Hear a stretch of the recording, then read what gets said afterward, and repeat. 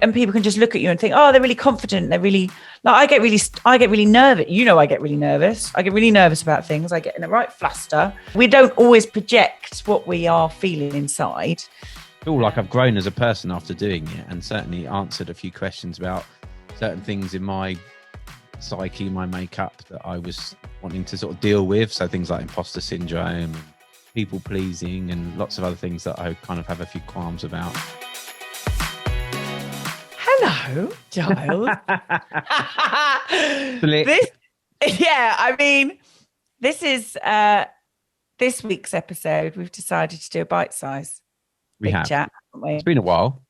It's been a while. We've not had a chat. You're very busy, hard to track down, always producing everything for us, but don't always get to see you in the flesh. So it's very lovely to see your face on this week's episode of the Big Chat. So we're doing bite-sized Big Chat on Friday, aren't we? We thought it was about time. Yeah, I think it was time that we had to catch up, and I want to hear all about one of your new missions that you're on, and one of these new projects that you've started. Another one, yeah. Just to keep me busy. Well, it's been a little while. It's been a little while sort of percolating, I guess, because I've been quite interested in different techniques for a while since I did a thing called the Hoffman process, which I've mentioned on a few episodes recently, haven't I? So for anyone who doesn't know what that is, can you give a sort of basic overview of what the Hoffman process is and what's entailed? Well, we call it, us Hoffies call it awakening hell. It's like basically. Hoffies sounds, sorry, can I just say the Hoffies sounds like you're big fans of David Hasselhoff. I know. And I did when I got to see it, because actually they have the retreat where, I'll keep your location secret, but all right, don't worry. Seaford, beautiful part in Seaford. And actually when I got there, you do a retreat, you basically go, they take away all your devices, take away you're not allowed laptops, not allowed phones, not allowed contact with the outside world at all. They normally have groups of 26 of you, and it's basically intensive therapy for, I think there's been some quite high profile people like Katy Perry's had it, Goldie had it a while back. There's been quite high profile people have been along and done it. But I was interested because my dad had passed away. That was quite traumatic for me. And there were some things that I felt were unresolved, and it's quite well known for helping with certainly any trauma that you might have had when you're younger. But I didn't really know much about it. But when I got there, they said, the Hoff's here. And I was like, what? David Hasselhoff? What's going on? But they were actually talking about Tim Lawrence, who wrote the book, the Hoffman Process book. And he brought the Hoffman process from the States. It derived in California, and a very good friend of mine, Antonia Blythe, who's a writer, she went and did it in California. We agreed she would try it first. I'd always wanted to do it. And then she came over to stay with me, and she opened my laptop and went, do it now. And so I booked it up, and that was it. And off I went, and it was, brutal is the only word for it. Okay. So there's quite a lot of information about it, but it very much, you just literally have intensive therapy. I think it's sort of the equivalent of having like 4 years therapy in a week, because you start early, you have lots of sessions. They do lots of techniques with movement, journaling. They use NLP techniques, hypnosis techniques. A lot of people worry they might get brainwashed, but you do a lot of visualization, and it's amazing, actually. It kind of clears out the cobwebs. Met some amazing people. I was going to say, are there many of you, because it sounds like you've gone to a compound, you're being indoctrinated into the David Hasselhoff. So I'm sorry, I'm not trying to make fun of it.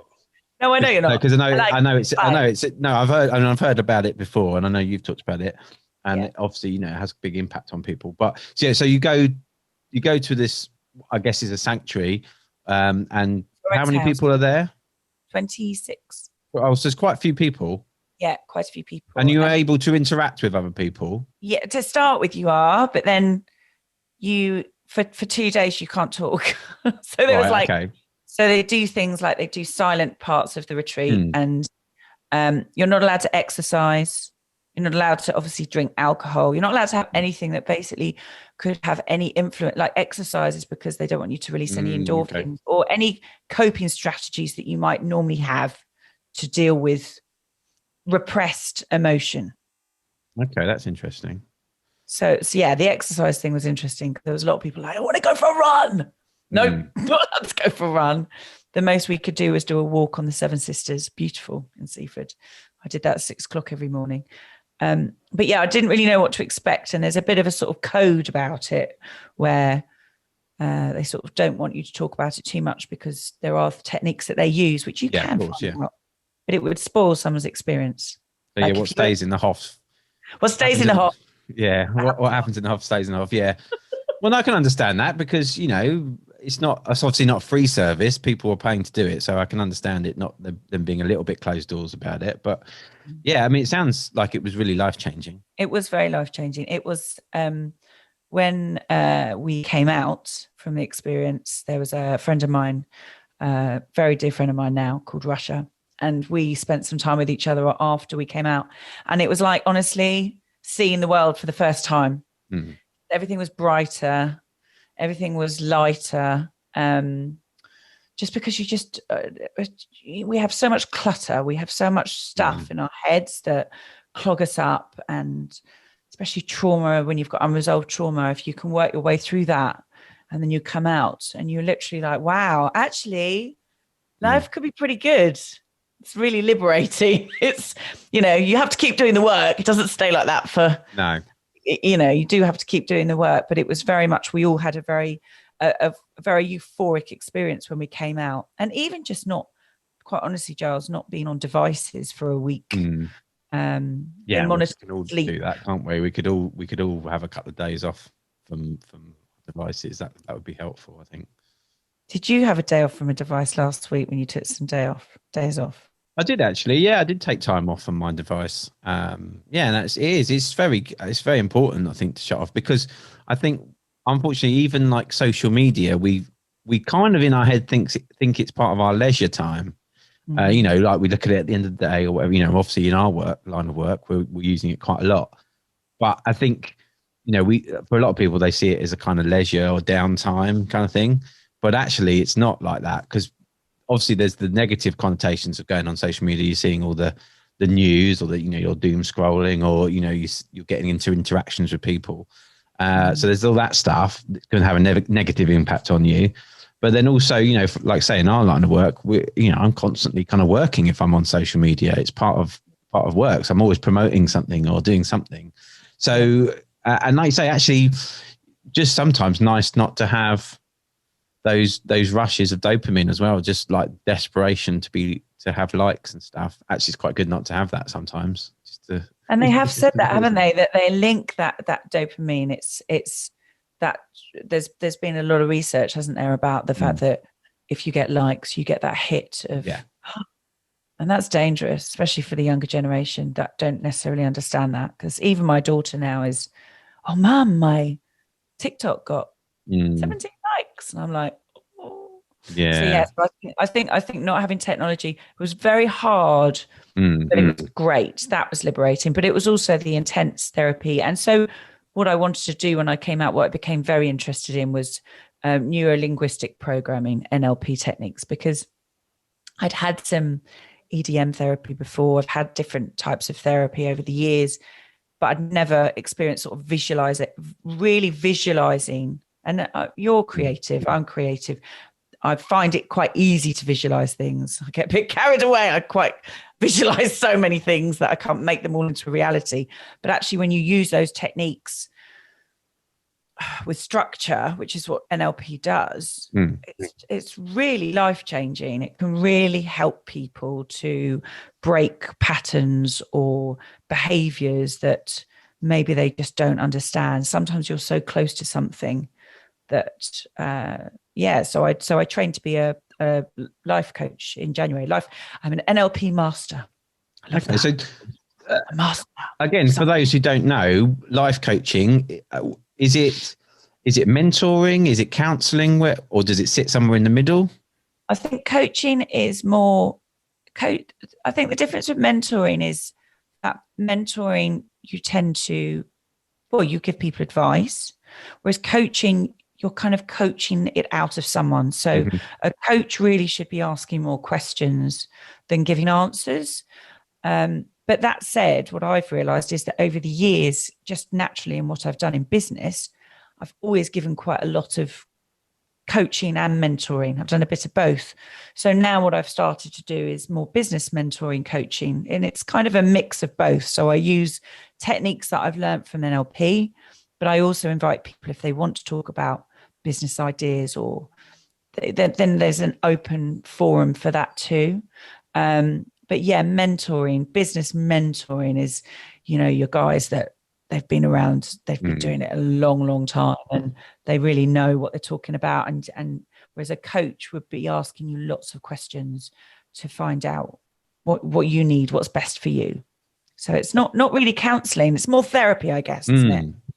Yeah, because that's interesting, because like asking the questions thing, because I did a counselling course years ago when I was in my mid-20s, I think. And it was sort of part of the thing that you learn along the way was that it wasn't good to ask questions. It was more about paraphrasing and summarising what the person was saying. This is talk therapy I'm talking about. And that asking questions was a bit of a no-no. So it's interesting that the life coaching, you are asking questions. It's actually one of the, I mean, for me not to speak is quite hard. So actually talking to people and asking them questions and then waiting for their answers, when you're someone that just naturally wants to help people or say, oh, what about this, or suggestions, was quite tricky. That was one of the hardest things. We did a 6-week intensive course. But it's incredibly empowering because people find what they need themselves. You ultimately don't want someone to need you, as lovely as it is to feel needed. We all have exactly what we need ourselves.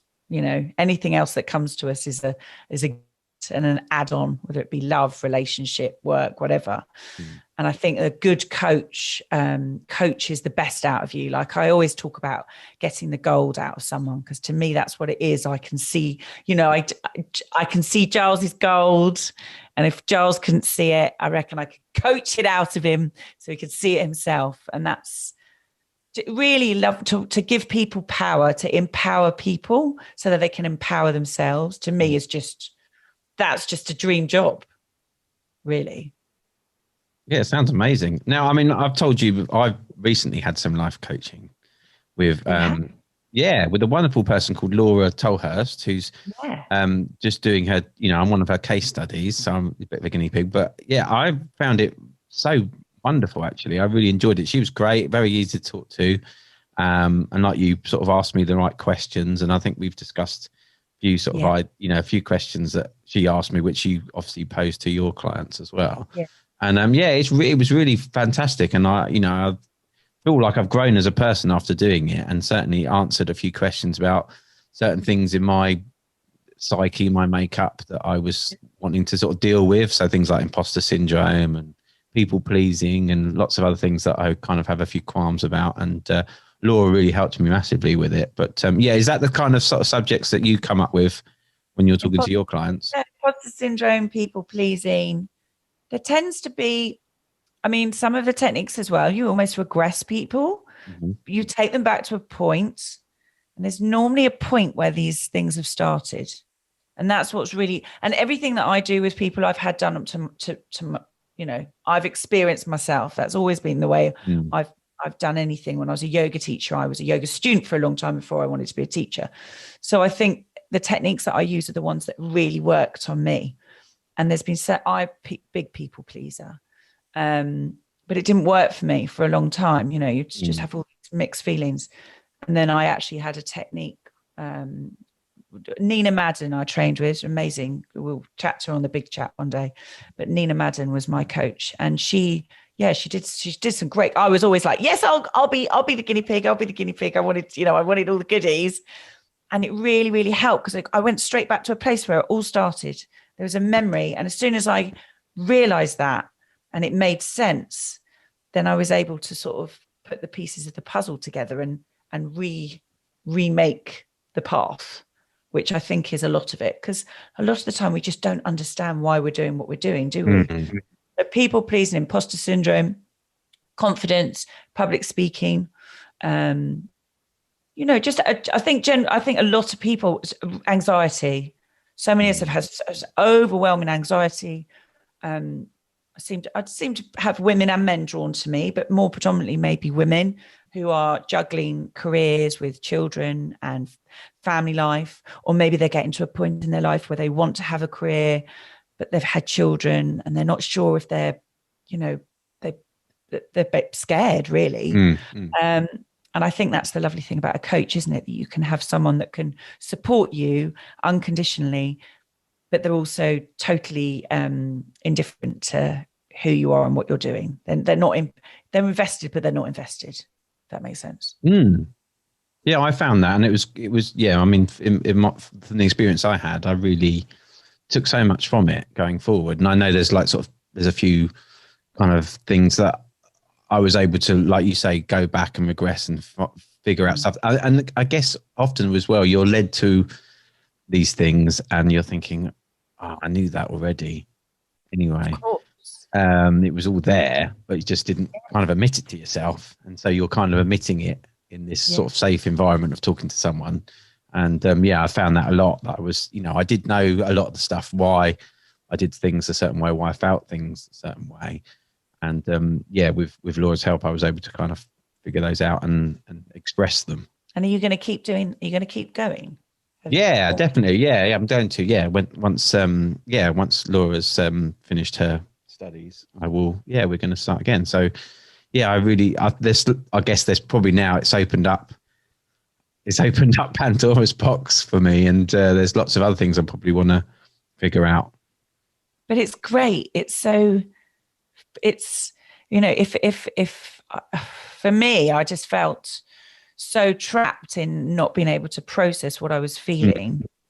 And there's so much of it was suppressed emotion that I was just not able to get out of me in one way or another. Maybe I might go and have a bit of a drink. I mean, you don't drink, you're good, you don't drink. But, as you and I have discussed many times, I would with stress, I drink too much alcohol. And I think a lot of people do use numbing agents. That could be exercise, that could be excessive shopping, eating, alcohol, drugs, prescription drugs, all sorts of things to numb what we're feeling. But actually, when you start to let it out and you realize, for me, it's making sense of why you're doing what you're doing. And then you can process it and then you can pass through it. And then you realize that actually it's a feeling, it's an emotion. It's not all encompassing, because sadness is like depression is so, it's just makes you stuck, doesn't it? It's really hard. And I think so many people now suffer with a lot of sadness, and there's a lot of shame around it, and there doesn't need to be. It's wonderful. We've got all these things now that we can do, meditation, movement, like lockdowns given us blessings where we've had to go outside and be in nature and slow down. And I think therapy and counselling is just another thing now. I think everyone should have a coach. I'd like a coach. It's funny, isn't it? Because I think for many years in this country, we've been, it's part of our culture to be a little bit tight-lipped and not necessarily like, that kind, I think it's part of British culture. It's upper lip. Yeah, and all that nonsense that we need to kind of get past a little bit. But I think in the States, for example, it's not, it's not unusual for everybody to have had therapy at some point in time. And I think, are you finding that, there's more interest in what you're doing and that more people are up for exploring these avenues and looking for therapy and coaching? Definitely. I think now, I mean, really dear friend of mine I mentioned earlier, Antonia, she was, I mean, like you say, in the States, everyone has a therapist. They literally have a therapist. And I had an amazing therapist through lockdown. She was brilliant. I loved her. And a coach, I think, can be, the same. And I do think more and more people are reaching out. It always surprises me, and I always have this discussion with my friends, because I'm in that world of well-being. It always surprises me that people don't know as much about it of what's available to them. But that's often the way, isn't it? We think, you probably think everyone knows everything about podcasts. But do you know what I mean? It's just that thing, isn't it, when we're in that arena?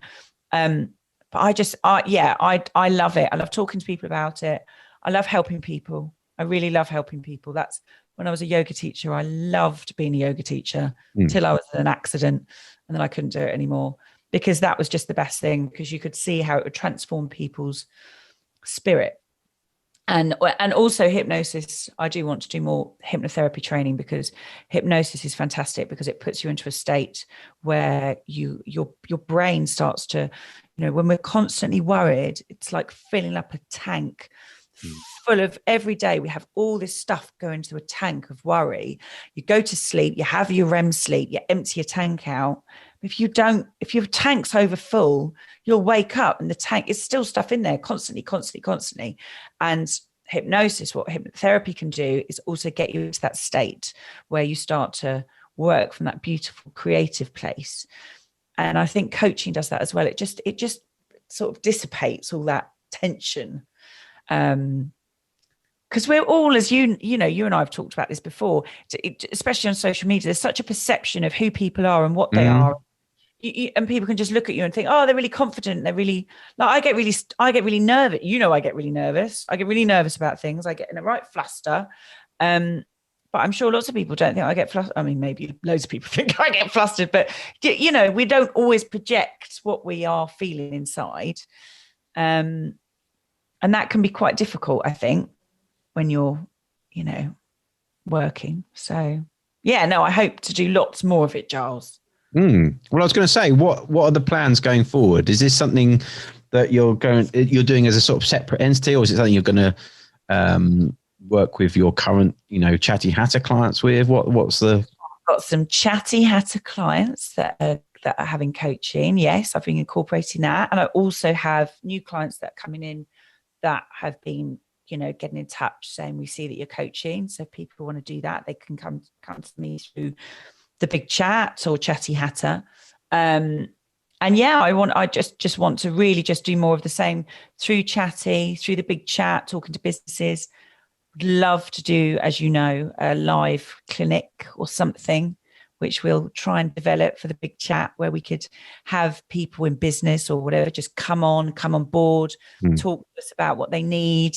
Just get this stuff out there, really, because I think the more you share knowledge, the more empowering it is. So my plans are to do much more of it, more with podcasts, more with people, and more with the business, because I think with the business, one of the things that we are good at here is Chatty, is people will come to us and they'll say, I quite like to do this idea. And we're like, wow, well, you could do this. And do you need a website? We can build your website. Do you need it? We're building an app for someone at the moment, which is just going to be amazing. Or we can give you some coaching so that you feel like you want to go out and create your own podcast series. We're making podcast series with people. So to me, it all feels like getting the best out of people in themselves and in business. So it kind of makes sense. I hope. Amazing. Yeah, it does. It makes total sense. Yeah, it's amazing. And it's great that you can offer all those different strands to your business. It's, I can imagine it's very, for a lot of people, that's going to be very, very exciting to come on board. Thanks, Giles. Yeah, I think so. Anyway, I want to know what you're doing. What else are you doing? Let's talk about you. It's not all about me, because you are the Big Chat producer, legend that you are. What else are you doing? A lot, really. Just producing lots of podcasts. You've got your bit. I talk about your Julia Bradburn, because not everyone will know about that, because that's lovely. A little bit of positivity, isn't it? I love. Julia Bradbury and me. Yeah. Yeah, sorry. Yeah, that's all right. Don't worry. Yeah, we got a new series of that coming out. That's very exciting. Yeah, we talk to all sorts of different people about positive stories, positive experiences in their lives. There's all sorts. We've got a guy called Miles Allen coming on, who is basically the world's leading climate change scientist, who talks to advises governments and stuff on climate change. And he's very positive about the impacts we can make to clean up our world, and that it's not all doom and gloom. So that's exciting. And yes, so him and we a guy called Joe Donnelly who suffered very badly from depression and anxiety disorder, and found video games basically helped him get through his depression and anxiety, Really? which is amazing. Yeah, so he's written a brilliant book all about it, and What video games? Which video games? Was there a so specific? he Specific. well, quite a few. I mean, Minecraft was a big one for him, and he there's quite a few video games which he talks about on the his episode with us that are actually specifically for people that are suffering from anxiety, depression.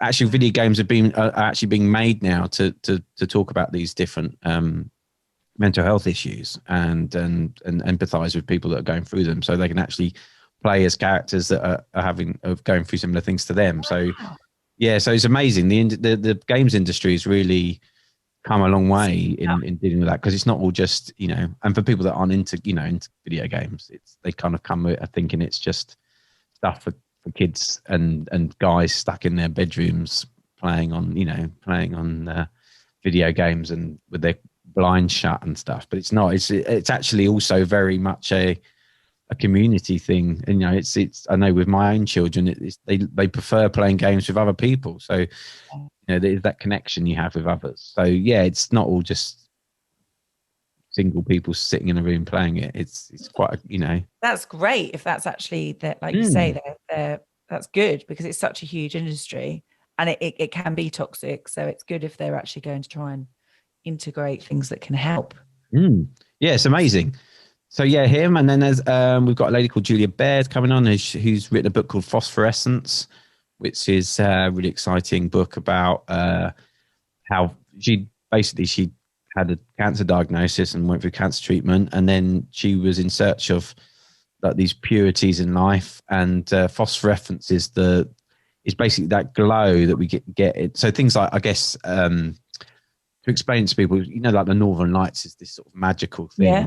But phosphorescence is it's like sea creatures and stuff, and the light they make in the ocean, and how much of an impact. I think it's to do with the lights and the chemicals of that it changes in your psyche and stuff. So it helps with mental health and stuff. Anyway, she went seeking out these particular moments. Certain times of night, these creatures come up to the surface. Glowworms are what something that people might recognize, but certain sea creatures give off this light as well, this phosphorescence. And so she's from Australia, and she went diving at like midnight to find these things, and and the impact it's had on her life, and how she sort of so it's crazy, but it's really it's a really touching story. So loads of really great guests coming on. So that's really exciting to put that out, because it's been a while since we've done one. And what do you love the most about what you do? You asked me about what do you love? Like, I just think I know, but what do you love? I think it's just just love making stuff. It's just lovely to make stuff, put it out into the world, and people consume it in whatever way they like. So whether it be writing or doing a podcast or playing in my band, writing music, wherever it might be, it's just making stuff and having people be able to hear it and, listen to it or read it, whatever it might be. So that's always the best bit, really, is making it and then just letting it go out there. And just meeting all these different exciting people, isn't it? I think that's, for me, I could just talk to people all day long. If I could just do that, I'd be quite happy. You love making as well, but it's you must meet so many interesting people, and on Blank as well, so many interesting people with interesting stories. Yeah, I think it's just the power of conversation. It's just wonderful. It's always like you always learn something, when you talk to other people. You always learn something about, how, and I think it's something that obviously we've touched on social media and stuff, and perhaps we've lost it a little bit, and obviously it's been very difficult in the last year or so to be able to do that and have conversations with people directly, particularly. But it's the power of conversation, to me, it just astounds me every time I have a new conversation with a person. Even if someone I know, there's always something new that you learn about them, even if it's just ask them about their week. I saw my best friend Dave, who I've known since we were 7 years old, last night because the football was on. he came around to watch it, and just asking him about his day, I found out a bit more about his job. He works for VHS. I kind of know what he does, but you don't know the ins and outs of it.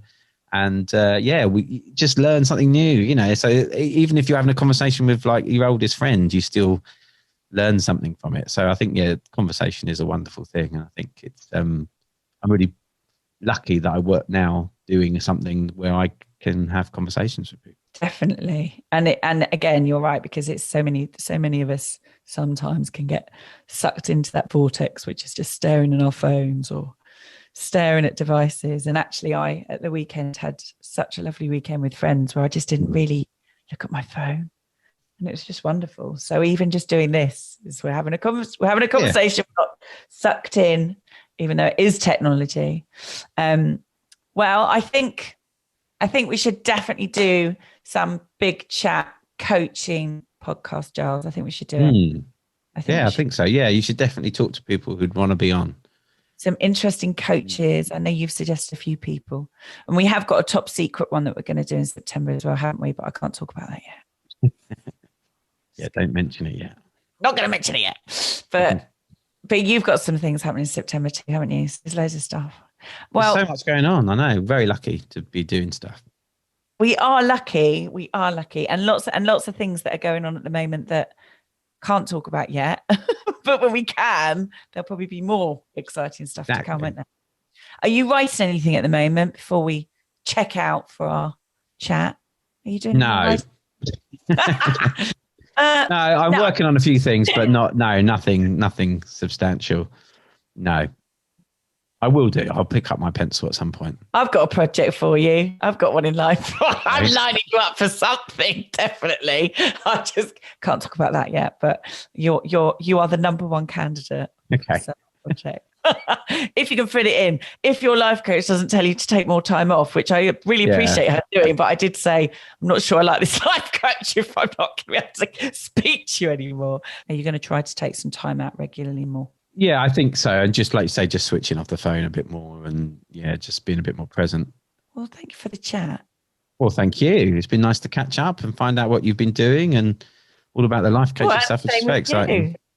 Same with you. And I think, if people, I think people should always explore coaching, because I think, like we've said, it's a bit of an American thing. And then now if you're on LinkedIn, everyone's doing it. Everyone's life coaching, business coaching, mentoring, and it's a bit of a buzzword, I think. But also I think if you're interested, people should just reach out, and because it's like anything, you connect with someone, don't you? And if someone, like you say, your coach makes you feel comfortable, then it can be a great thing. And it is something it's not, I think maybe some people think, oh, I wouldn't be able to afford that, or I wouldn't be able to. No, just find out, explore, And also, it's worth sort of caveating that it's not just for business people, is it? It's just for anybody. Because I think some people also think life coach, they think it might be like more of a business thing. No, I think you said that earlier on about certainly with the things through Chatty, it tends to be people come, maybe they've got a business that they want to get off the ground, or they've got blocks. But actually what happens with life coaching, whatever reason they come for, you tend to unravel deeper things, which is good, which is life, isn't it? Yeah. So it doesn't really matter how they come through the door. You've got to get to the nitty gritty to get it all out. And I think that's the beautiful thing about life coaching. But someone could just come to you. Do you know what? Sometimes I have a male friend who is wonderful, and he has a life coach because he has a high powered job, and he just doesn't always have someone he can talk to. Yeah. It's just nothing. Someone that, and actually people that are really sometimes in really high positions of where they're just busy, they almost feel like they shouldn't have someone. And it's like everyone should have someone that they can talk to independently, that's totally there for you and focused on you. Because that's the great thing with your coach. It's basically like, that's what I always say to people. I'm like, I'm your coach now. You can contact me, you can speak to me, you can WhatsApp me. And they're like, well, I've got a coach. It's like, yep, you have. And it's just watching people feel really great about themselves. That's what I like. So I'm glad you had a good experience. Thank you. So how can people find out about your life coaching? they want to do it? They can come and find me in many multitude of places, but probably the best place, Giles, is just to do hello@chattyhatter.com. Just to go on to chattyhatter.com, reach out to any of the team. Suzanne is the oracle of all at the moment, bless her. So Suzanne at Chatty Hatter, Nicole at Chatty Hatter, or just contact us through the big chat or anything like that. And again, like we were saying, we'll do something big more. We'll keep doing our big chats, but I think we need to do sort of a big chat coach clinic where we can really get some interesting people on to tell us about all these. I know you've suggested a couple of people that could be brilliant to talk about, so more people know about it. Yeah. Spread the word, spread the art of conversation, as you said, Giles. That's a good place to stop talking. That's a good place to stop. Well, it's lovely to talk to you. And you.